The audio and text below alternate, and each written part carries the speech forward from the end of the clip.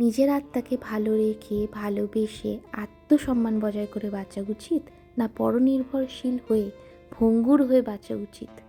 অন্যেরা যখন কথার চালে তোমাকে নানান ভাষায় অপমানিত করবে, এইভাবেই কি তুমি সারা জীবন বাঁচবে? না সঠিক যেটা তোমার মন চায় এই সঠিক পথে আত্মনির্ভরশীল হয়ে ভালো থাকবে? So hello everyone, you are watching Sanchari Korai vlog. চলো আজকের ব্লগটা শুরু করি। আজকে এই কথাগুলো কেন বললাম বলো তো? আত্মনির্ভরশীল হওয়া মানে শুধু এটাই নয় যে আমি বাইরের জগতে গিয়ে নিজে চাকরি করলাম, নিজের দায়িত্ব আমি নিজে নিলাম আর নিজেকে ভালো রাখলাম, সেটা নয়।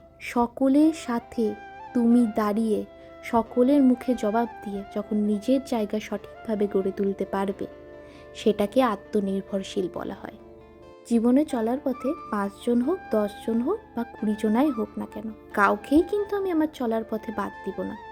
কিন্তু আমার যেটাকে সঠিক মনে হবে আমি সেটাকেই সঠিক বলবো, যেটাকে বেঠিক মনে হবে আমি সেটাকে চিরতরেই বেঠিক বলবো। যেটাকে বলে আপোষ না করে চলা। চলো, জীবনের অনেক জ্ঞান দিয়ে দিয়েছি, এবার একটু ব্লগে ফিরে আসা যাক। আজকেও আমার রান্নাবান্না থেকে আপাতত ছুটি, তাই আজকেও ঘরের অনেক কাজকর্ম করেছি।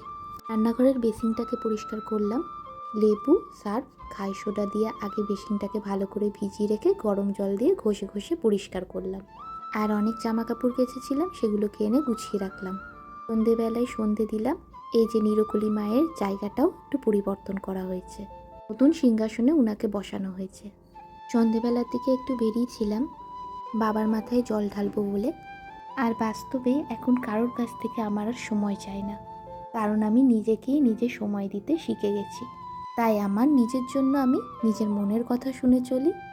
আর সংসারে চলতে গেলে মন নয়, মস্তিষ্ক দিয়ে চলি, কারণ এখানে মনের অযত্ন হয়। এই মন্দিরটায় যখন আমি আসি তখন মনের দিক থেকে ভীষণ শান্তি পাই। পরে গিয়েছিলাম এম বাজারে, কিছু জামা কাপড় কিনলাম। চলো আজকের ব্লগটা এইটুকুনি, টাটা।